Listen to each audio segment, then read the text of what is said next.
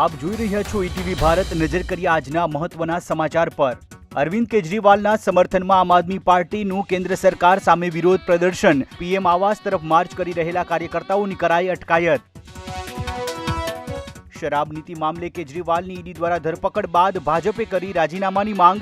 સચિવાલય પાસે ભાજપ કાર્યકર્તાઓએ કર્યું વિરોધ પ્રદર્શન. બીઆરએસ નેતા કે કવિતાને 9 એપ્રિલ સુધી ન્યાયિક કસ્ટડીમાં મોકલાયા. રાઉઝ એવન્યુ કોર્ટ કવિતાના વચગાળાના જામીન પર 1 એપ્રિલે કરશે સુનાવણી.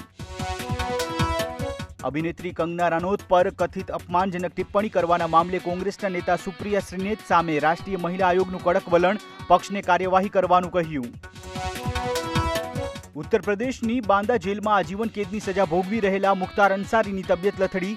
અંસારીને ઉત્તર પ્રદેશની બાંદા મેડિકલ કોલેજમાં સારવાર માટે ખસેડાયા. ઓનલાઈન ફ્રોડમાં કેરળ દેશમાં સૌથી ઉપર. 2023માં 23,753 લોકોએ ગુમાવ્યા 201 કરોડ રૂપિયા. ગુજરાતમાં વિધાનસભાની 5 ખાલી બેઠકો પર પેટા ચૂંટણીને લઈને ભાજપે ઉમેદવારોના નામ કર્યા જાહેર. પોરબંદરથી અર્જુન મોઢવાડિયા, માણાવદરથી અરવિંદ લાડાણી, ખંભાતથી ચિરાગ પટેલ, વાઘોડિયાથી ધર્મેન્દ્રસિંહ વાઘેલા અને વિજાપુરથી સીજે ચાવડાને આપી ટિકિટ. સુરતના પલસાણામાં 11 વર્ષની બાળકી સાથે બળાત્કાર બાદ હત્યાના આરોપીઓ ઝડપાયા. પાડોશમાં રહેતા દીપક અને અનુજ નામના 2 આરોપીની પોલીસે કરી ધરપકડ. પોરબંદરના માધવપુરમાં શરૂ થઈ માધવરાય અને રૂકમણીજીના લગ્નની તૈયારી. ધૂળેટીના પાવન પર્વે માધવપુરમાં વાજતે ગાજતે લખાઈ ભગવાન માધવરાયના લગ્નની કંકોત્રી.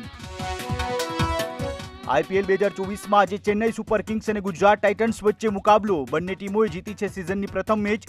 જીતનો સિલસિલો જાળવી રાખવા ટકરાશે મેદાનમાં.